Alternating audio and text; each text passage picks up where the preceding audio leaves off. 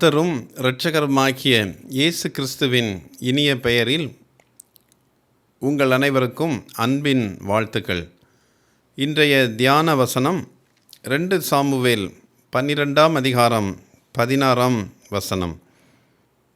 அப்பொழுது தாவீது அந்த பிள்ளைக்காக தேவனிடத்தில் பிரார்த்தனை பண்ணி உபவாசித்து உள்ளே போய் முழுவதும் தரையிலே கிடந்தான். பக்தியுள்ள ஒரு தம்பதியருக்கு பிறந்த முதல் 2 குழந்தைகளும் அடுத்தடுத்து நோயினால் இறந்துவிட்டன. நீண்ட நாட்கள் ஜெபத்திற்கு பின்பு 3வது குழந்தை பிறந்தது. குழந்தையை பெற்றோர் மிகவும் பேணி வளர்த்தனர். 7 ஆண்டுகளுக்கு பின்னர் அந்த குழந்தையும் நோய்வாய்ப்பட்டது. தாயும் தந்தையும் மிகுந்த பக்தி வைராக்கியத்தோடு நோய்வாய்ப்பட்ட குழந்தைக்காக வேண்டுதல் செய்தனர்.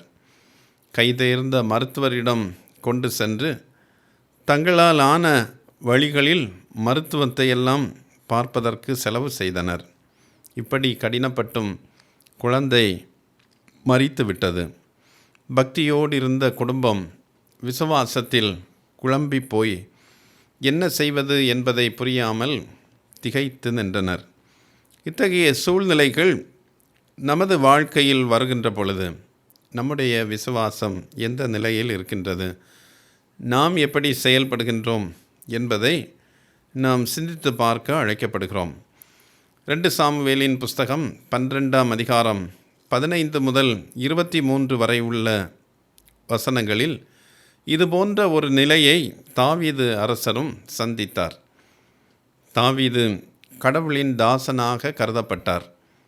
இளைஞனாக இருக்கும்போதே கர்த்தரை மேய்ப்பராக கொண்டிருந்தார். கோலியாத்தை கொன்ற பொழுது பொறாமையினால் சவுல் இவரை கொல்ல வேண்டுமென்று ஒரு தெள்ளுப்பூச்சியை தேடுவது போல இவரை துரத்தினார். எனினும் கடவுள் இவரை பாதுகாத்தார். இத்தகைய கடவுளுடைய தாசனாக விளங்கிய தாவீது உரியாவை கொன்று அவரது மனைவியை தனதாக்கி கொண்டார். இந்த குற்றம் புரிந்த பின்பும் குற்றத்தை குற்றமென்று எண்ணக்கூடாத நிலையில் அவருடைய மனசாட்சி மழுங்கி போயிருந்தது. எனவே கடவுள் நாத்தான் என்கின்ற தீர்க்கரின் வழியாக தாவீதின் தவறை சுட்டி காட்டினார். தவறு சுட்டி காட்டப்பட்ட பொழுது தாவீது, நான் கர்த்தருக்கு விரோதமாக பாவம் செய்தேன் என்று புலம்பினார்.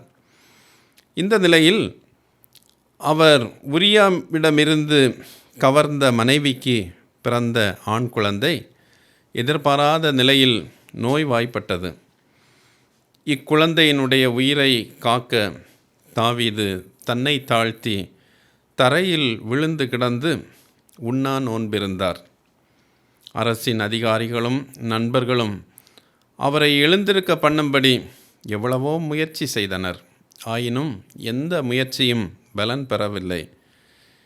இவ்வாறு 7 நாள் நோன்பிருந்தும் 7ஆம் நாளில் இந்த குழந்தை இறந்து போயிற்று.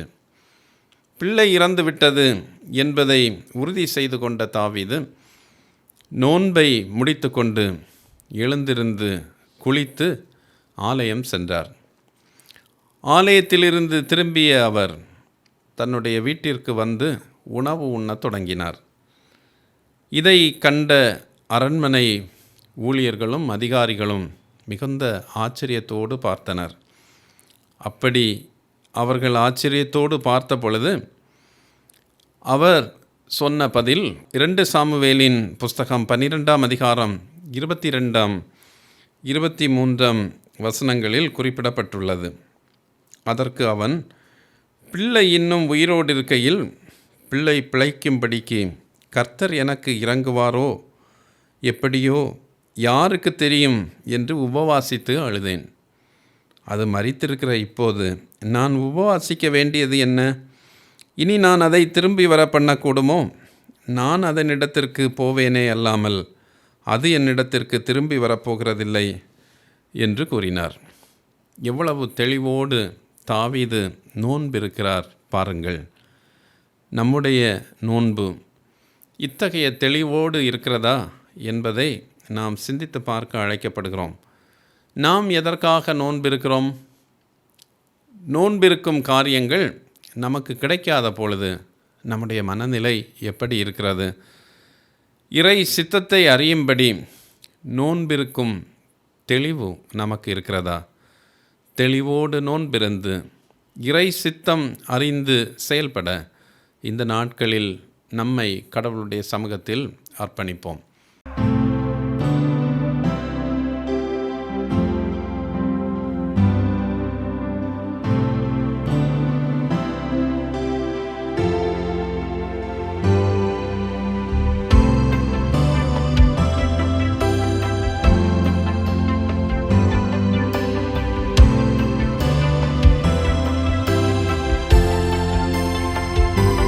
நன்றியோடு நான்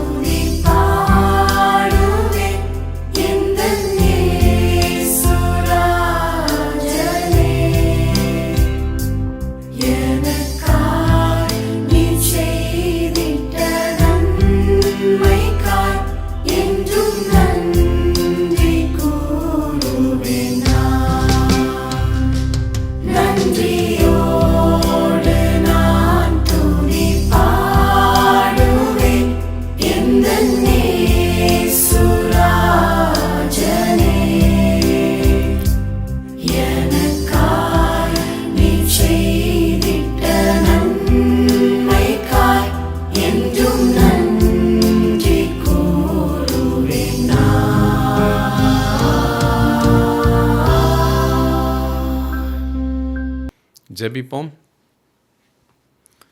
தெளிவோடு நோன்பிருக்க எங்களை அழைக்கிற எங்கள் அன்பின் ஆண்டவரே,